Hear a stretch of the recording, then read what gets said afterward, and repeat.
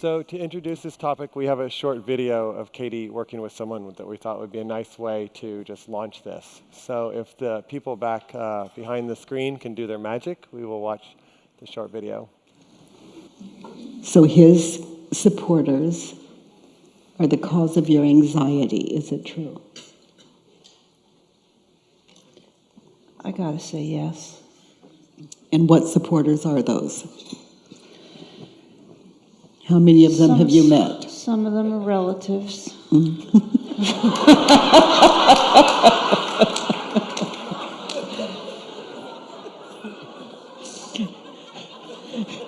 So are you the black sheep in the family, or are they the black sheep in the family? I don't know. It could be you just all have a vote.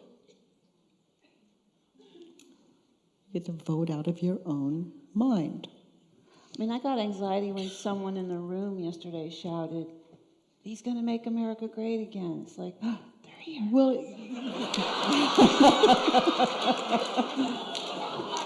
And I'm gonna do the work on Trump. They're gonna attack me when I leave the room.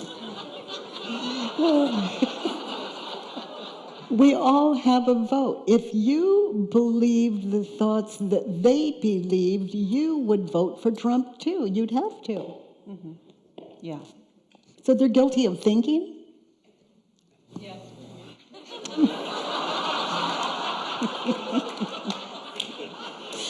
Boy, I tell you, the prejudice that the left is holding, I don't know. It's true. That's true. But it's okay because we're right. You know what the right is saying? Yeah, it's true, but we're right. Can you stop believing what you believe, and the moment you believe it, try it. You can't. That's it. We're equal in that. People who voted on the right have every reason in the world to do that, just like your vote on the left. I get that. Anything less than getting that, it's war. It divides a country, and then we blame it on Trump. Yeah. There's been this crazy story, like if people got it, if they understood my suffering, then I'd be better. Then I'd stop suffering. This is all bullshit.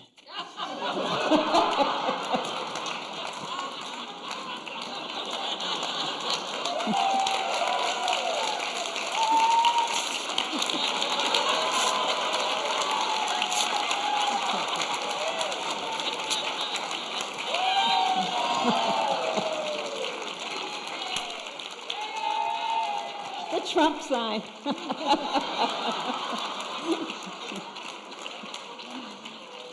I'm good, Katie. You know, sweetheart, you have just made America great again.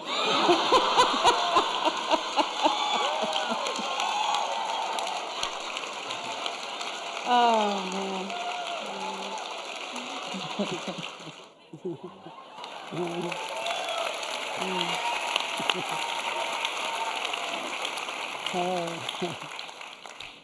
So it's a pleasure to have you back here. I think it's fourth year in a row, if I remember right. And the next 25 or 30 minutes, we thought we would explore this topic of the political realm and how to bring inquiry into our thoughts around the political realm. And I think the election that's happened recently has triggered a lot of us in different ways. And so I would love to just explore with this community here how we can begin to model a third way. That there's an initial way of either ignoring, there's a second way of reacting and creating an enemy, and what is this third way that might emerge that can actually create a new world other than the division that we currently find ourselves in. And would love your help, seeing if you can help us map out that path, that third way. And if I understand right, a lot of it is beginning to question our thoughts. So Trump shouldn't have won. Trump is the wrong president. Some of us might have that thought. So I'm wondering if you could walk us through a little bit of inquiry around some of that reactivity, because we also want to be honest to our own beliefs and honest to our own things to care about the environment, to care about women's rights, and so there's strong emotions that sometimes come with, well, how do I, if I don't believe that thought, can I still fight for the things that I believe in fighting for? So you're here to guide us through this as best we can. First, I'll say I wanted to change the world, and I questioned what I was believing about the world, and the world changed. Mm-hmm. Can you say that one more time? I wanted to change the world. Yeah. So I questioned my judgments, assumptions, beliefs about the world, and the world changed as my mind made the shift. So my world is an effective world. It wasn't always that way, but I simply,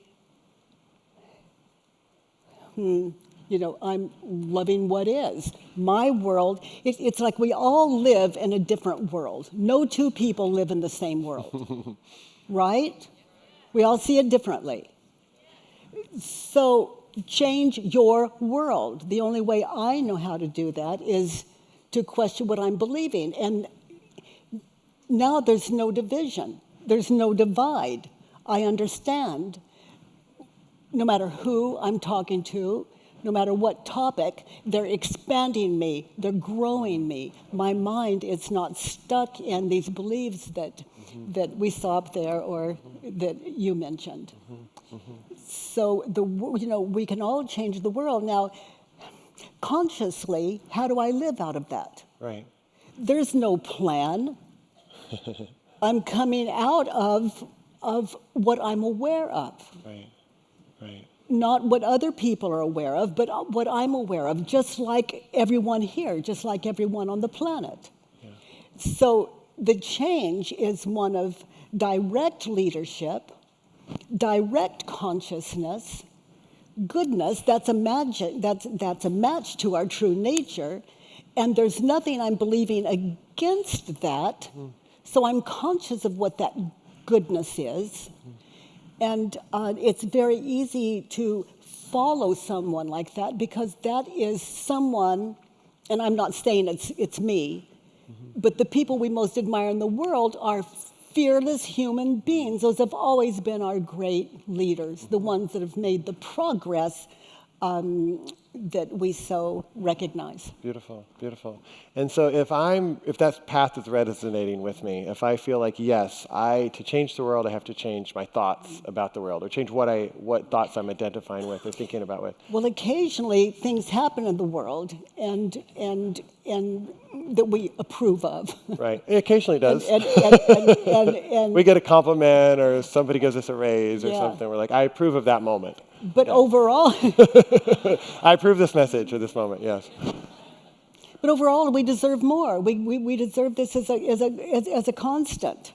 And, a few little blips, but to be aware of the blips and specifically what to do about those downs. Rather than the world has to change for me to be okay here and safe, I need to work with this, and then the world changes. So it's backward. Yeah. So the way I see the world changes.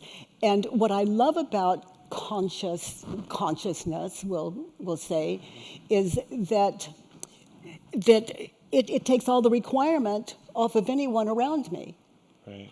And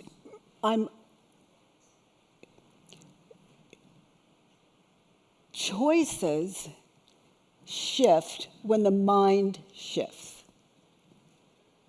So anything that would stop me or you from doing the thing that would cost us something is not in play. It's no longer in play because, my short version is we understand that the universe is friendly.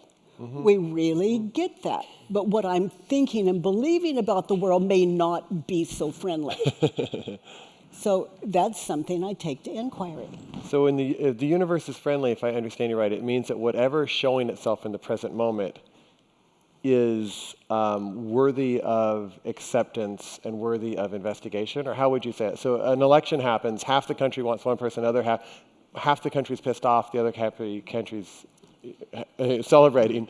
And so if the universe is friendly, do I respond? What do I do with the emotions of frustration? I guess that's my point. That might appear when I hear about an immigration law or building a wall or these things that then trigger a certain emotional thing. Would you inquire? Would I sit and inquire as to what are the thoughts that I believe? As a beginner, yes. I can tell you on election night, I went to bed, slept soundly, woke up in a good mood. and my choices go on. My choices go on. I stay informed, and life is just simple. Yeah. But as a beginner, yes, that's what you said. And is your sense that if enough of us were in that space, that a different world would emerge based on that level of consciousness? You were. Okay. And that's not personal. Sure. You know, it's if there's a problem in my world, I take care of it from here, not there. Right. Because if I have to take care of it, like if something's not okay out there, and I have to take care of it out there, someone's going to get hurt. Someone's got to be wrong. Right. And if no matter how gentle I am, no matter what facade I slip into, no matter how manipulative, that's so much work. You know, it's just, it's hard. It's inauthentic. Yeah. And so to take care of it from here, that's the deal. That's beautiful. So everything becomes a mirror back for that. Everything. Yeah. Everything, anything that's unacceptable to this mind needs to be taken to inquiry. Mm-hmm. And then it leaves me in a balance where my decisions are simple. Mm-hmm.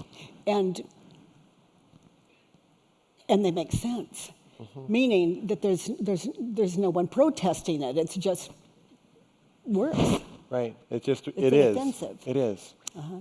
And the reactive energy then dissipates as the investigation explores in terms of the thought form. So if we can begin to unhinge the belief around the thoughts, then the rest of it is able to free up. Beautiful. Yeah, because the way we see it is so clear. Right. There's, as I said earlier, there's no fake news running to stop me or change my mind. Is there any real news that happens? Mm-hmm.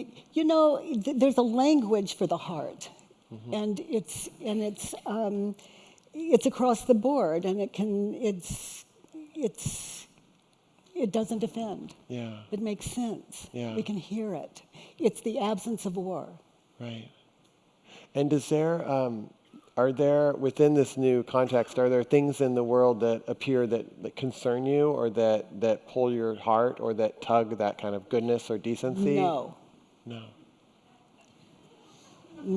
I'd rather make change. Mm-hmm. And by making change, I take live my responsibility. life authentically. Mm-hmm. And that's by that sounds a little harsh. I maybe went too far there. But it's like, am I going to take time? Oh, my God, that's so horrible. That's so terrible. Or am I going to do what I can? Yeah. And that takes space and energy. Let me do what I can. Yeah. That's immediate with no time lapse. Right. If I really care, why aren't I making decisions that would support that not to happen again or to make it better, just support. Right. But if at the root of everything is us believing our thoughts and identifying with this persona that we tend to think we have, whether it's left, right, or middle, or whatever, it would seem that the most important act then is to use inquiry so that that is unhinged. Would that be correct? It is in my world, in my practice. And we don't have a choice. We believe our thoughts or we question them. There's just no other choice. Mm-hmm. That's how it is. And then we put belief up against belief. That's like saying, we're going to do war with that. Right. That's division. Right. Now, but can you see division in the external world even when there's no division in your world? No. The only division in the outside world is what I'm thinking and believing about it. I just can't say that strongly enough because it's so. Got it. Beautiful. Okay. Yeah. I'm just downloading that right now, just letting it sink in. We have been doing war in this world, for, it's from our earliest history books. I mean, when they were chiseling stories into stone, there was war. It's still going on. So we try to take care of it out there. We wake up to clear this that changes. And because the way you see it is so clear, change is instant. It's instant. It's instant. Yeah. Someone says, you are wrong. Like, Byron, Katie, you are wrong. I instantly hear it. I'm instantly curious. I'm instantly inspired to hear and grow and learn. That's not my enemy. That's my teacher. So we're on the same page always. I don't have to go, yeah, but. Right. I'm a student. That's the teacher. I'm the student. And that's how the world is. It shows me where I'm off. Yeah. So I have it coming from the inside and the apparent outside because, let's say I'm clear here. It would be ridiculous to do war out there. Right. War with the teacher. Right. And that teacher takes the form of whatever arises. Everything that is internal, unacceptable to us. To us. And that through that inquiry, clarity comes because the system can now come to the root of what the disease or the ailment is. Is that? Yeah, and the ailment's always here. Okay. Not there. Okay. It's like, oh, but the there still ailment. seems to What's be a the few matter? people who would. There's just not one or two. No, it's It just seems right like here. it's just one or two that would be so nice. No exception. Shoot. I've been testing for over 30 years. Have you been tested? Oh yeah, You haven't found that one person that's like, you are the problem? I was the only problem in my world. That's easy to admit because it's just so. Yeah. So we have, for those of you who are coming tomorrow, we have 3 hours of you actually going deeply with somebody in this process, or a few people within this process. So I think people will begin to experience it at a certain level that we don't have time for today. But for somebody who's out there who's like, this is sounding kind of cool, kind of weird, not sure. I think I do know people who are a pain in the ass, and if I could just get away from them, life would be good. What are a few steps for this inquiry where they could begin to kind of test it for themselves? Okay, and see how that might work or not work in their life? So the first thing to do is like Eileen and I were playing with this morning, and the first thing we did was identify. She wanted to work with anxiety, and the first thing that we began to identify was to find a moment in time, a situation where you were filled with anxiety. You were frightened, and in this case, it was being apprehensive about coming onto stage. And so I asked her what was in there, and what she identified was, I'm not good enough, okay? And Eileen is those of you that have... This is Eileen Fisher. She's just so open and amazing. But she had the thought, I'm not good enough. And so the first question is it true? And we'll be working with this tomorrow. So how many of you have had the thought that you're not good enough? Yeah, it's popular. Every language in the world. It doesn't matter who's translating it. Yeah, me too. So you're not good enough, okay? In that situation, before walking on stage and you look at your own, you're not good enough. Is it true? Can you really know that it's true you're not good enough? And then you just wait. This is a practice. It's a meditative practice. You just get still. Okay, I'm not good enough. Is it true? And you just, it's either a yes or a no. One syllable, either yes or no. And you just stay there until it's shown to you in the silence. And then notice how you react, what happens when you believe the thought you're not good enough in that situation when you're feeling the anxiety. And then you begin to notice, does it hit you here? in the solar plexus? Do your shoulders tighten? Does your neck get tight? Does your stomach hurt? Do you become nauseous? To get really still and notice the emotions that thought is causing, believing the thought. And to get really in touch with that and notice the images of past, future in your head and that silence when you're thinking the thought, I'm not good enough, for example, in that situation. So meditating on that, you begin to see these images of past, future in your head, and you begin to notice as you witness those, that's what people, when you hear the dream world, that's what they're talking about. It's a dream. So you're witnessing that, and because you're witnessing that movie of past, future in your head, it's not out there, it's here. It takes a lot of stillness to just sit in it till you see it, experience it. And then when you see it, you begin to understand that it's the movie that is affecting your emotions. So are those out there? So it's like, am I worried about how you see me? No, this is my sense of worry, what I'm witnessing. How many of you think you understand what I'm saying right now? Oh, that's beautiful. Okay, so now, ready to walk on stage, meditating on that moment in time. Who would I be without the thought, I'm not good enough? I'm not good enough. Who would you be without the thought? Who or what would you be without the thought, I'm not good enough? So just, other than what you're thinking and believing, look at you. Look at you. Other than what you're thinking and believing,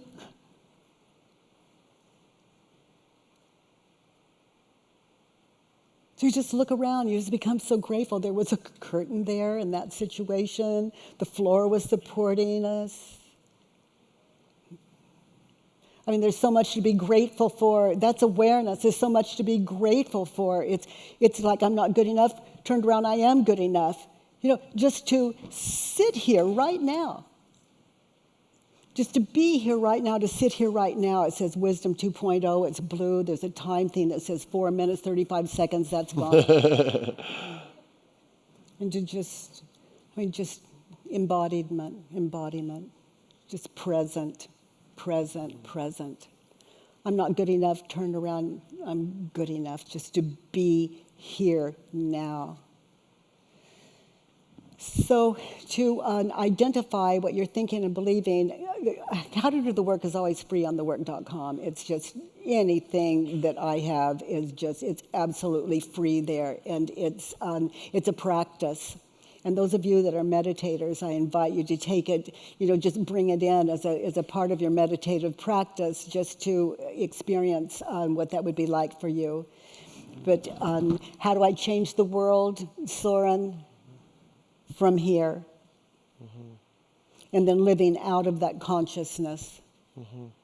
The other way is worried and fearful and worried, and then at some point, war. Mm-hmm. And it's already war with what is. So the war, it begins here before it even spreads out. It's like a domino effect until finally we look to ourselves. And that's where change has to take place. Mm-hmm. And again, I can't say strongly enough that we had to believe before we could even come into this world as an identity. Mm-hmm. Mm-hmm. So, and then from there we continue to be identify. Mm-hmm. And the whole thing's false. Mm-hmm. False identity, false I. Mm-hmm. So how many of you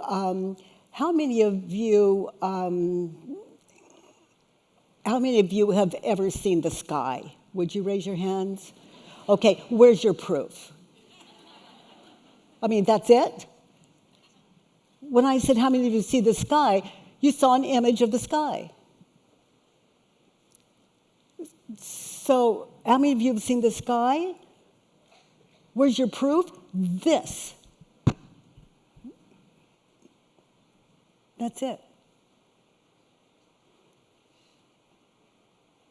So,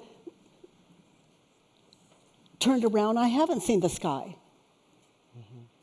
Okay, let's see. Haven't seen the sky. And then I can see that, Soren, on so many different levels. Do I see the sky when I'm looking at the sky? Right. And do I see the sky in my head? And that's the only proof. You know, in my world,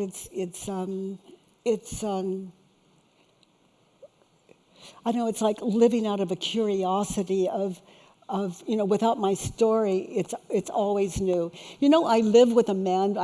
We've lived together, like married for like 15 years or something, and I've never seen him. You know, I can imagine him, but that's not him. I see the two of us in the kitchen in the morning. Is that me? Or is that imagination? Is that my husband, or is that imagination? You know what it does when I'm in the kitchen and I'm sitting here at Wisdom with you? It's like I'm gone. So present, and this is where change takes place. Yeah. And it's wonderful to see Stephen for the very first time. Every time you see him. Yeah. Yeah. Yeah. Because you don't have the story that he's your husband, or you don't have the story that you know him. No, it's like this is my only proof. Like you've all saw it. You know, have you ever seen a sky? Oh yeah, I've seen a sky. Here's my proof. So it's like that. I'm going. There's Stephen in my head, and then there's the real Stephen. Right. Or I think so. And we'll see. And that's exciting. Yeah. Yeah. But there's this history that develops with everybody we know, and that's why family members are so hard, because it's not just like they did this one thing, but there's this whole history of how many other times they did it. That then, Okay. I mean, so this is me. Maybe other people don't have this, but there's this momentum that carries in. That's like you've always done that, you know. And so if I question that I know them and that they've always done this and that they intended to do this, then I can begin to unhinge some of these. yes, patterns. then you see that relative differently. And nothing changed but this. Right. So if I have a relative that comes in, they're the black sheep of the family to my mind, and they come in, I treat them a certain way. Yeah. But if I don't put that history on them, and here's where the history is. If I don't put this history on them when they walk in, they're 100%, you know, to use the term, forgiven. Yeah. So I meet them for who they really are right here, right now. My mind is open. I'm curious. I'm connected. Yeah. They don't have to be connected. I'm connected. I can see. I can hear. I'm clear. Yeah. And see and hear and clear is so. I can hear. I can hear. It's new. And so the information they give me in conversation, just in a greeting, is new and fresh, and nothing, you know, no one has the power to disconnect from me. It's like they can disconnect, but from here I'm connected. Yes. And that if that moves, then inquiry is what I'm going to meet for sure. And you had told me that even some people had seen the video you had done on the President Trump, and that even some right-wing radio stations reached out to you because they were interested in learning more. Yes. Is that true? Yes. Had they probably never learned and it was fabulous. He said, oh my gosh, that Trump video, and they're like far right wing. Yeah. And I, you know, when I do an interview with them, I said, yes, if you fill in a Judge Your Neighbor worksheet. That's asking someone to put their mind on paper on a certain situation. And so we did work on the program, and it was fabulous what he met, which didn't bring him to my side or anyone else's side. He just realized for himself. It was, he had judged someone that goes on his Facebook page, and let's say he puts something on his Facebook page over and over that he thinks is wonderful, and then this left-wing Facebooker comes in there and does his thing with it. And so that was his, so that's who he was judging. And it was just so amazing. So what happened was we all end up on the same page. Yeah. We all end up on the same page. We end up in the heart. We end up sane and connected. And it's, I don't call it the work for nothing.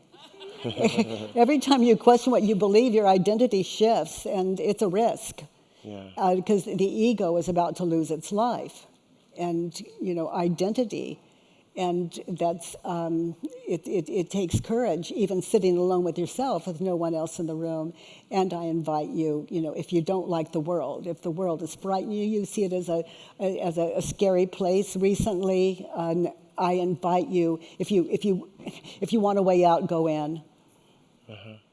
And then, what is there? We're almost out of time, but what fills that space? So if there's ego and attachment, is it presence? Is it what name do you refer to? Is it emptiness, or does it really not matter? What it It's feels? full. It's brilliant. It's bright. It's beautiful. It's incredible. It's a gift. It's for us. It's clear. The way is clear. It's something you. Oh my gosh, it's living out of a constant state of gratitude that eventually doesn't take a lot of energy. Yeah. But even a constant state of which I don't claim, a constant state of I can, my husband would say, Katie, own it, but that But who is he anyways? We don't even know he exists. Yeah, what's his name? This guy. Yeah, whatever he is. It takes, it's... But you're deeper and deeper in there, whether you're fully in there. And the experience you're having is that deeper and deeper gratitude, deeper and deeper simplicity, deeper and deeper clarity. Yes. Through this inquiry process. Yeah. Now, the state of gratitude, listening is so simple, connecting is you don't have to do anything for it. Yeah, and that then ends the war. And that ends the war.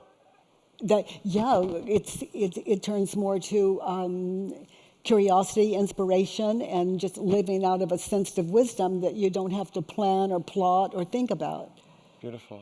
Yeah. Beautiful. Thank you. And more at thework.com if they want to dive a little more deeper. Or tomorrow, if you're coming, we'll have 3 hours just to go deeper. Yeah. Rather than talk about it, we're actually going to do it. And any of you that want to see what come up on stage.